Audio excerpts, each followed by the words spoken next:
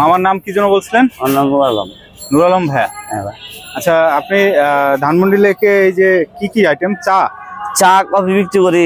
চা কফি কত বছর যাব? এই 12 বছর হবে। 12 বছর তো অনেক দিন। 12 বছর কি এই এরিয়াতে না এই এলাকায় হাইটা বিক্রি করি, এই রবীন্দ্র সরোবর বা ধানমন্ডি লেকের আশেপাশে? তো এই দিয়ে কি সংসার চলে? এই আল্লাহর মধ্যে খুব ভালো আছে, চলতেছে। কি বলেন?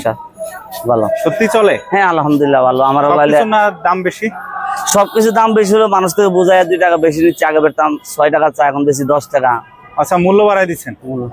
না হলে চলার কোনো প্রফিট নেই, সবকিছুর দাম বাড়ছে। 120 কাপ 120 কাপ। কেমন থাকে প্রতিদিন? আমার পার ডে 800 টাকা থাকে ডেলি।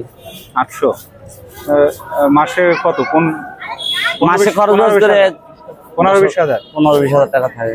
আমার সংসারে কে কে আছে? আমার 2 ছেলে 1 মেয়ে। মাশাআল্লাহ।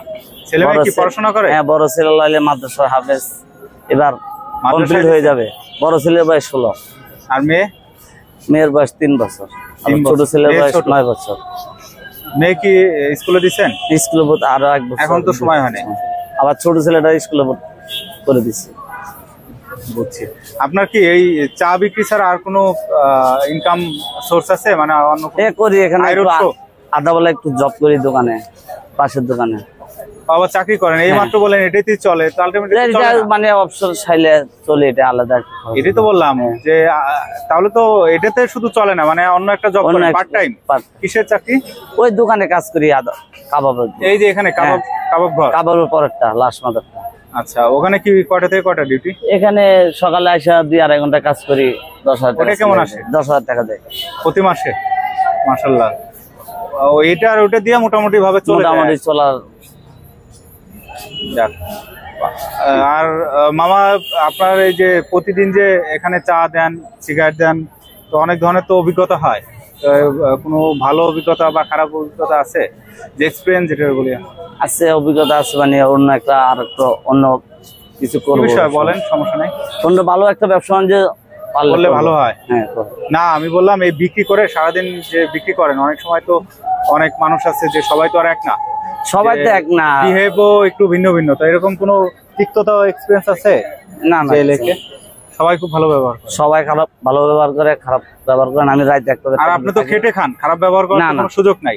অনেকে যখন খারাপ করে যায়, ওনার সাথে আমি ব্যবহার খারাপ করি না, আমি চলে যাই।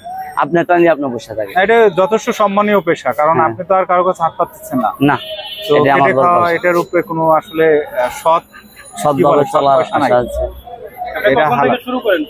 বিকাল 5টা থেকে রাত 2টা-2:30 পর্যন্ত এখানে 12টা পর্যন্ত থাকে, এরপরে বাইরে ঘুরে বাকিটা বিক্রি করে। তার মানে এখানে 2টা পর্যন্ত লোক পাওয়া যায়? পাওয়া যায় না, এখানে 12টার পরে সব ওইটা চলে যায়। 12টা পর্যন্ত থাকে। আইসা বাইরে করে দেয়, পুলিশ চলে যায়, আমরাও চলে যাই। দেশের বাড়ি কোথায় মামা? দেশের বাড়ি আমার কিশোরগঞ্জ। হাওড়া এলাকায়। হাওড়া এলাকায়। আর আপনার মানে কত বছর বয়স থেকে শুরু করেন আর কি? আমি পরিশ্রম করতেছি ছোটবেলা থেকে, ছোটবেলা থেকে।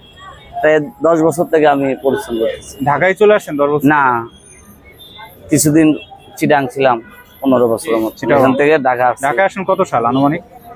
2013 সালে।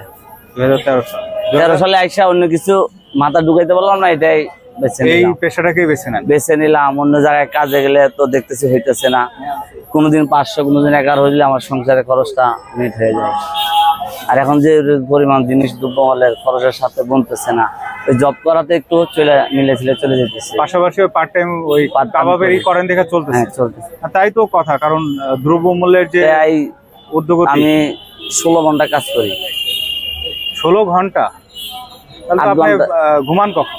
এই সকাল 10-8 পর্যন্ত ঘুমাই। এখানে এসে 2 ঘন্টা করে, আবার এখান থেকে একটু আগে চলে যাই, আবার 2 ঘন্টা বিশ্রাম করতে পারি, চলে বিকালে এখানে আবার। বুঝছি মামা, সমস্যা নাই। তারপরও সৎভাবে চলার আশা আছে, হলো আপনাকে স্যালুট। এরপরে আমার ছেলেটা আমার দোয়া আছে, আল্লাহর রহমত করে ছেলেটাকে মাদ্রাসা আলেম বানাবো চেষ্টা করতেছি। এখন বর্তমানে পড়া শেষ।